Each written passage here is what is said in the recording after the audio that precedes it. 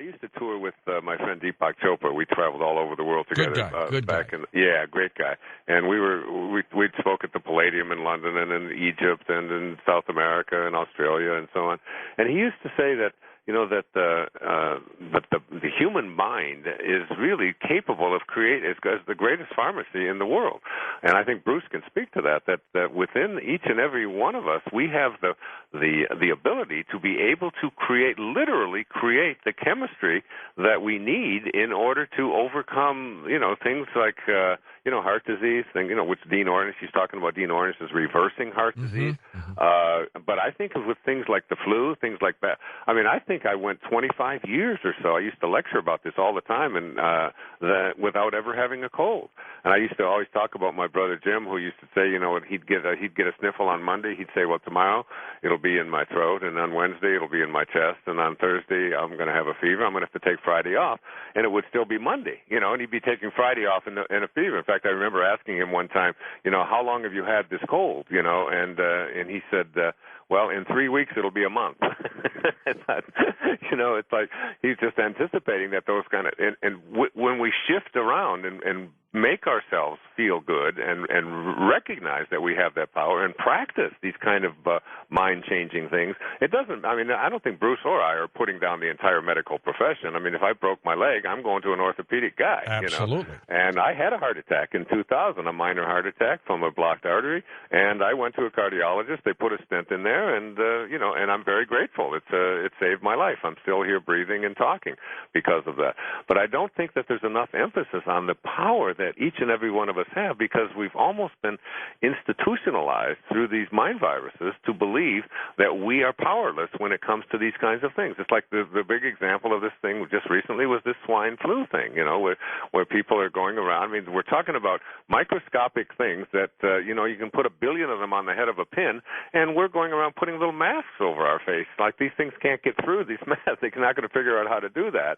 And we create fear and worry and anxiety over virtually everything that we do. It's very, very hard to watch a television show anymore without first being told what pill we need to take for every kind of malady that we possibly could have. And then the news, and the news is sponsored. First of all, the news is so depressing, and then it's sponsored by antidepressants.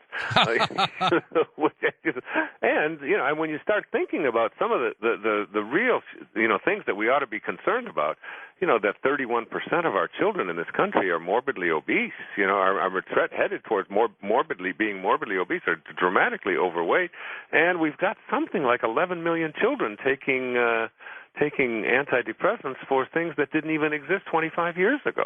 What are we doing to our society and to our people? We're feeding them, a heavy diet of you are powerless to be able to do things, and that's why when you asked me why I, wanted to find out who Bruce Lipton was and why I wrote about him in his book in the Excuses Be Gone, is because that's the one big excuse that we need to really overlook, get rid of.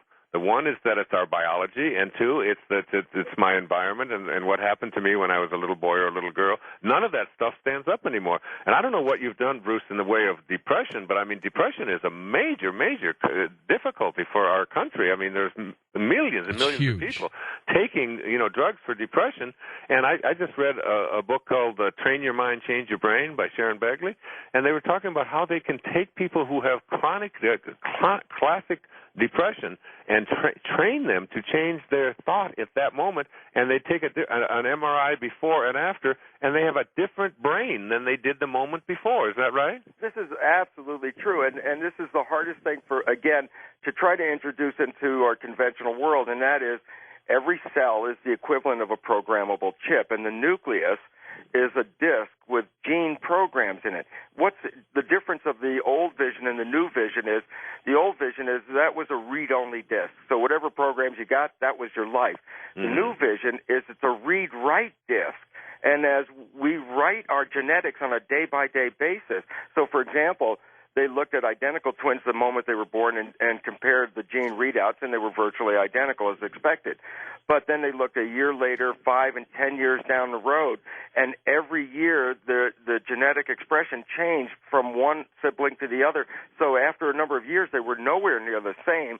And what it really revealed was the concept that your genes are what you got and that's what it is now been altered to be recognized that you alter or rewrite your genes on a daily basis in the way you respond to the world.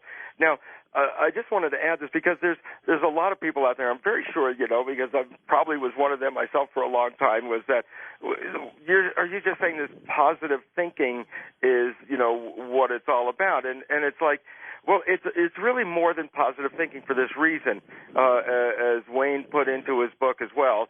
The subconscious mind versus the conscious mind is a very important difference.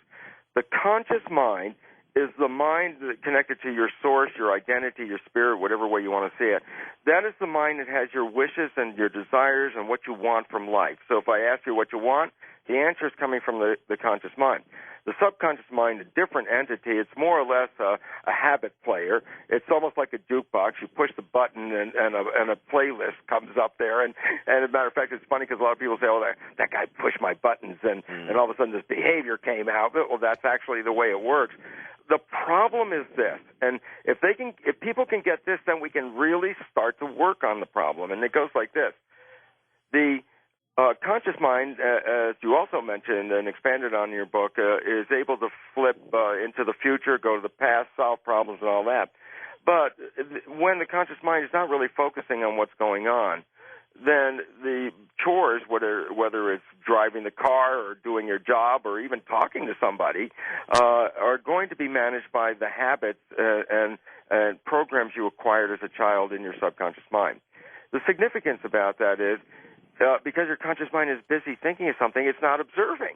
And when it's not observing, it doesn't see the behaviors that you're carrying out, the ones that are automatically unfolding from the subconscious mind. So in my lectures, I give this old story, and most people laugh because they're familiar with it. I say, let's say you know somebody, a close friend, and you know your friend's parent. And at some point you begin to realize that your friend and their parent share the same behavior.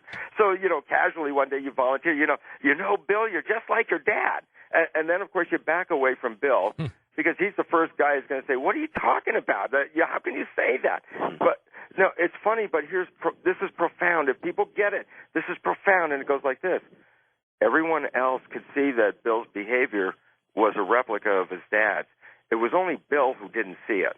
And the reason was it was the automatic behavior.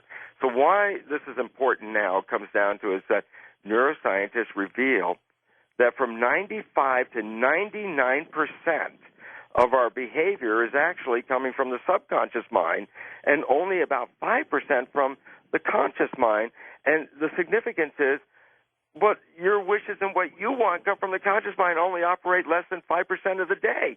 95% of the day, you're operating from programs, most of which are invisible to you, that you got from other people. And when we go back and review them, most of them were limiting or self-sabotaging. Who do you think you are? You're not lovable. You don't deserve things. You're not smart enough. You're sickly. Whatever these programs are, they go into the mind. And so I want to close with this thought, but it's something that you have to really think about because it's so deep, and it goes like this. The function of the mind is to create coherence between the beliefs and the programs and the life that we experience. So basically it says, whatever the programs are, the function of the mind is to manifest the truth of that program. And unfortunately, as Wayne brings up and emphasizes, many of the programs we got were programs that questioned our power and our abilities and really made us, I guess, victims of other people's beliefs, and they operate invisibly. So if we get to know this, then we can start to say, wait a minute, because these beliefs are invisible, I never saw that I was participating in my own problem. So as the story Wayne was talking about, like the woman said, oh, well, I'm not going to make that money, I'm not going to be rich being a photographer. Probably, you see, that was an automatic behavior that came out. probably didn't even listen to what she was saying because it's so automatic. Just comes right. out. It's just a figure of speech. But most figures of speech are reflections of what I can't do or what's not possible. And they're the programs, and then your life, by the nature of the mind and the interaction with the body, is to make those programs become the life experience. So if you're saying those things, that is your life experience, and that's why the importance of recognizing, my God, a lot of my stuff was invisible. I didn't see it. And I was blaming the world that it wasn't giving me things, when it turns out I was invisibly sabotaging myself. And the thought system, and these programs that we carry around are what I just call excuses, are something that we hang on to, and we begin to treat them as truth. You know, like that I'm never going to get rich at doing this, or I'm not talented enough, or I've always been overweight, or overcoming addictions is difficult. These are the kinds of little statements that I hear people saying. You were talking about earlier, George. Do I get annoyed by them? I just hear people saying over and over again. They start out by saying it's going to be difficult for me to change. I've been addicted to this. I've been overweight for this many years. I've and it's going to take me a long time, and I'm scared and all of that. And as you begin to examine these programs that you have that have been handed to you by these invisible mind viruses that have duplicated and replicated and spread until you carry them around with you and you start to believe them, as soon as you start to just decide that you're going to examine them, you can go into that subconscious mind. That's why I don't use the term subconscious mind as much as I use the term habitual mind. It's just these are just habits, because once you realize they're habits and they're choices that you made, even when you were 3 years, when patients used to say to me, well, who's responsible for why you think this way? And they say, well, it's usually my mother. My mother's take a big rap on all of this. And I say, okay, so your mother's responsible. What I want you to do is leave my office and go get your mother. And I want you to bring her here, and I'm going to treat her, and then you're going to get better. And they would say, you could see the absurdity of that. But the fact is that even if you were 3 years old, and I will say to them, well, did you know any 3-year-olds, like siblings that you had or friends that you had, that had the same kind of efforts at people to program you, and they resisted them? Like I resisted most of that kind of programming, and I just say that constitutes a choice that I was making even then. But there were many that I didn't. And if the minute that you start blaming somebody else for these programs that exist in you, then you got to wait for them to change. But if you take responsibility for it and said, I didn't know how not to choose it, but it was still a choice that I made. I believed that I couldn't overcome this, that I couldn't become more effective in dating. I couldn't make money. I couldn't overcome my being overweight or whatever. As soon as you say this was my choice, now you have an option of changing around the programming. That is remarkable for both of you to continue to use your energy to get this done. But have you ever come across a psychic vampire? That sounds like a yes, Wayne. Yes, I have. And I too. Leave it at that, huh? It just basically, these are people that have like a short circuit in their system, and they need the energy from these other people to just feed themselves, and they're good at it, so that you get engaged and you are giving energy to this person in the sense that you're thinking, well, maybe I'm helping or whatever it is, and really you're just charging the battery that's being drained in their body. And it works both ways, though. I mean, the reverse of that is, I was in a room one time with Mother Teresa in Phoenix, Arizona, at KTAR radio station. Now that's energy.